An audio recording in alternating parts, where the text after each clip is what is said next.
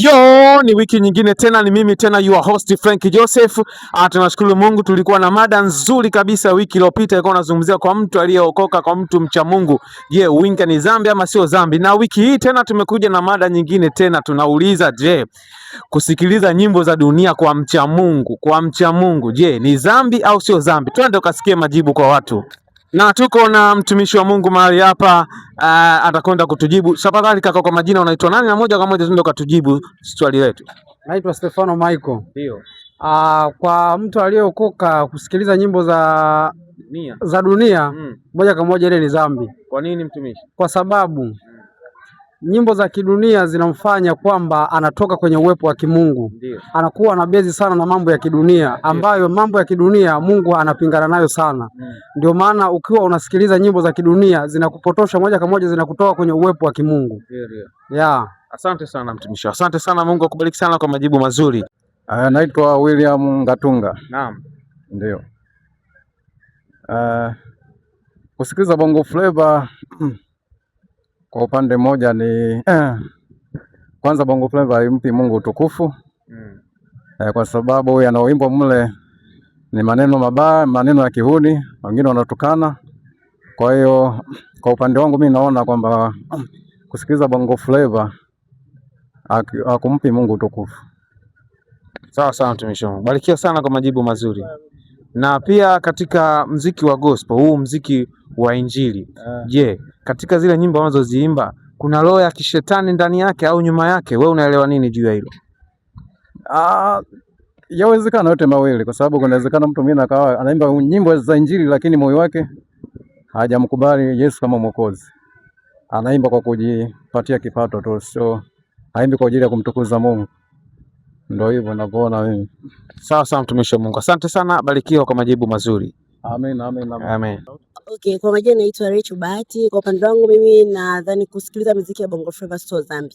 Inategemea unasikiliza wapi. Lipendi na mazingira.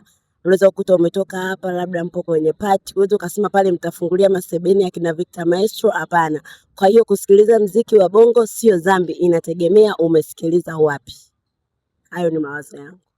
Asante sana kwa majibu mazuri, Mungu akubariki sana. Lakini na mimi nina swali hapo juu yako. Je, katika mziki wa gospel, yani huu mziki wa injili, je, kuna roho ya kishetani nyuma yake? Maana kuna maneno mengi tunayasikia kama ile nyimbo ambayo ulisikia ya Olodume si Olonini. Kuna watu walisema maneno mengi sana. Je, katika mziki wa gospel kuna ajenda ya kishetani nyuma yake au roho ya kishetani?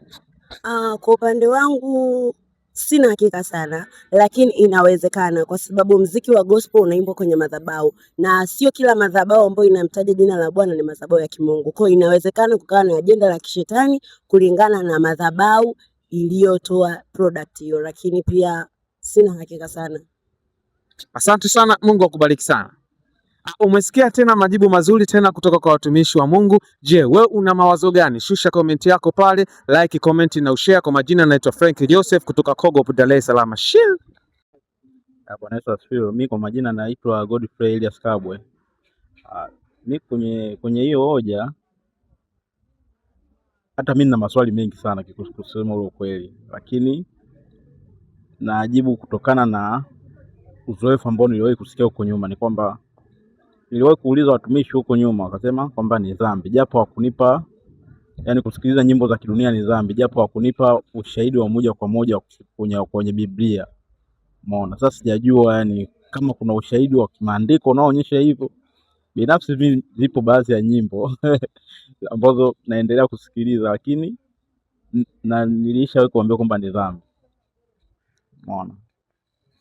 Asante sana mtumishi wa Mungu, lakini kulingana na hivyo nijibu, kuna swali hapo nalipata. Hivi je, katika hizi nyimbo za gospel, yani nyimbo za injili, je, zina roho ya kishetani nyuma yake? Nyimbo za injili? Ndio. Hapana, siamini hivyo kama zina roho ya kishetani, kwa sababu nyingi zinamhubiri Yesu Kristo, maisha yake. Kwa siamini katika hilo kwamba zina mambo ya kishetani, hapana. Asante sana mtumishi wa Mungu, barikiwa sana kwa majibu mazuri. Naitwa Victoria Morsako, naabudu hapa Church of God of Prophets. Niko mahali hapa. Naam, kama ulivyosikia swali, je, kusikiza mziki wa kidunia kwa mcha Mungu ni dhambi ama sio dhambi? Wewe unawaza nini? Mimi nawaza ni dhambi. Kwa nini? Kwa sababu hayo ni mambo ya dunia, hayo miziki ya kidunia, na wale waimbaji wa miziki ya kidunia wametoka wote kuzimu. Hata yule mwimbaji tu wa muziki wa kidunia Diamond, siku moja nilikuwa namtafuta kwenye YouTube, akaulizwa swali kama hili, akasema, je, muziki ni dhambi sio dhambi? Akasema muziki ni dhambi. Kama yeye mtumikaji tu anasema ni dhambi, je, mimi niliokoka ni dhambi? Asante sana, mama anazungumza kwa msisitizo sana. Je, na wewe una maoni gani? Unasemaje? Shusha komenti yako hapo chini. Kwa majina naitwa Frank Joseph kutoka Kogop, Dar es Salaam. Jina langu naitwa Grace Masawe. Mimi kama Grace, mimi nasema sio dhambi. Katika muziki wa dunia kuna mambo unaweza ukajifunza ukaja kuyabadilisha ukayaweka ndani ya Mungu na akaleta matokeo. Mungu awabariki. Asante sana kwa majibu mazuri, lakini hapa hapo na swali niulize. Je, katika muziki wa gospel, yani injili, je, kunakuwa na ajenda za kishetani nyuma yake? Amen. Katika muziki wa gospel nyuma yake unaweza kukawa na ajenda za kishetani. Ndio, naweza zikawa ajenda za kishetani. Kwa sababu muziki wa gospel, hapo unaotakiwa kuimba muziki wa gospel, kwanza lazima wawe watakatifu. Pili, wawe wameokoka na kumkiri Yesu kuwa Bwana na Mwokozi wa maisha yake. Lakini leo kuna watu wanaimba gospel lakini hawana maisha matakatifu, hawana ile uokovu wa kweli. Sasa unapokuimba naimba kama muziki wa dunia, lakini huo ni muziki wa gospel. Okay, mimi naitwa Baraka Pasco.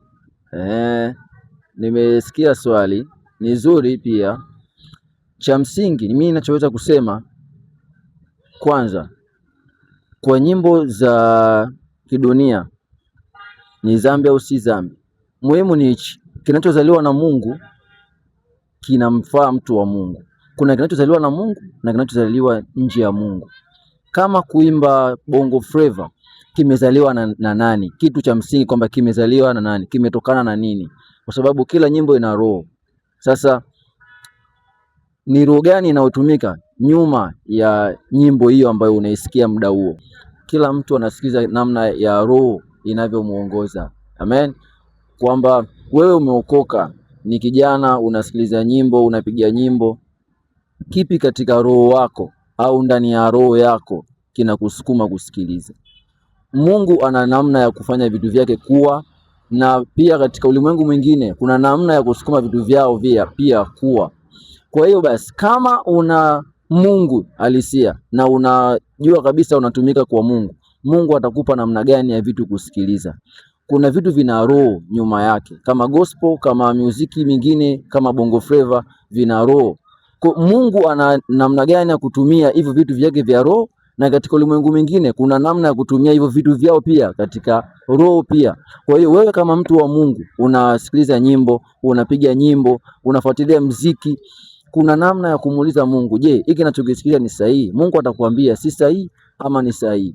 Lakini katika bongo flava na nyimbo za gospel, kwa mtu aliyeokoka na mtu ambaye anamjua Mungu kweli kweli, kusikiliza miziki ya bongo flava inaweza ikakufanya kuenda kule katika ile miziki, kufuata roho nyingine. Kule kuna nyimbo zina aina mbalimbali, kuna nyimbo ambazo hazimtukuzi Mungu na wewe unamcha Mungu. Kwa hiyo lazima uangalie hapo, uweke balance ya uwiano, kwamba je, wewe umeokoka na ni mtu wa Mungu, je, unachokisikiliza kinahusiana na Mungu wako, ili uijenge roho yako usije ukaipoteza. Asante sana mtumishi wa Mungu, umejibu vizuri kabisa kulingana na uelewa wako, lakini nina swali hapo hapo katika maelezo yako. Je, katika muziki wa gospel, je, kuna roho ya kishetani nyuma yake? Maana kuna watu waelewi. Muziki wa gospel siwezi kusema una roho ya kishetani nyuma yake, kwa sababu muziki wa gospel unamaanisha ni muziki wa kumtumikia Mungu. Roho ya kishetani haiwezi kuingia hapo kama mtu mwenyewe. Kwa kwanza, kuna roho za aina mbili, kuna roho wa Mungu na roho ya shetani, ama roho ya nuru na roho ya huku gizani. Katika muziki wa gospel huku tunamtukuza Mungu. Sasa basi, kuna roho na yule anayebeba hiyo roho. Hapo ni vitu vingine vinaweza kuchanganya kidogo. Kuna roho wa Mungu ambaye amekaa kama Mungu, alafu kuna huyu anayebeba roho. Mtu anaweza kuingia kanisani akaimba gospel, lakini ndani yake hakuna ile roho ya Mungu, kuna roho nyingine. Kama shetani anaweza kujiingiza kwa watu wa Mungu, basi katika uimbaji wa gospel wanaweza kuingia watu ambao wana roho ile ya giza, wana roho ambayo si ya Mungu, lakini wakaja kuimba gospel. Nini ninachotaka kusema katika swali lako? Ndio. inawezekana pia kwamba katika gospel kuna watu wanaimba, lakini kuna roho ya kishetani pia, kwa sababu tunaimba mziki wa gospel. Huyu anayeimba ndiye anayetupeleka mahali katika ulimwengu wa roho, lakini je, anayeimba ndani yake kuna huyo Mungu halisi? Kwa sababu yale ni maneno, matamshi yanatokana na nini? Yanatokana na mtindo wa maisha yake kwa Mungu, au anakuja kama mwili lakini rohoni hayuko Mungu? Yaani mtu anakuja kanisani kwa mwili lakini rohoni hakuna Mungu. Kwa hiyo anaweza kuimba maneno katika mdomo lakini si katika roho. Hivyo kama anaimba katika mdomo na kama si katika roho, ni wazi kwamba anaweza kuingia na roho nyingine nje ya Mungu na akaimba gospel kwa kutumia ule mwamvuli wa kiungu, lakini huyu mtu hana huyo Mungu. Anakuja katika mwili lakini rohoni hajabeba Mungu. Kwa anachokitoa sio katika roho ila ni katika mwili, kufurahisha watu wengine, kufurahisha vitu vingine, lakini si Mungu. Kwa unakuta anaweza kuimba kanisani au anaimba gospel tunamsikiliza, lakini ni kwa ajili tu ya kwake yeye na mambo yake, lakini si kwa ajili ya Mungu. Ndio maana kuna mahali anasema katika neno lake, anasema tokeni kwangu siwajui ninyi, kwamba Mungu ana namna ya kumjua mtu wake. Ndio maana kule anasema katika mambo, katika Biblia yake au katika neno lake, kwamba anawajua walio wake, kwamba kumbe unaweza kuimba gospel lakini ukawa hauimbi kama katika Mungu, una roho nyingine za kishetani. Hiyo inawezekana pia. Asante sana mtumishi wa Mungu, na umesikia majibu mazuri kabisa kutoka kwa watu mbalimbali. Na wewe je, unafikiria nini juu ya hayo? Shusha komenti yako chini pale, like, share na ukomenti mawazo yako. Mungu akubariki sana.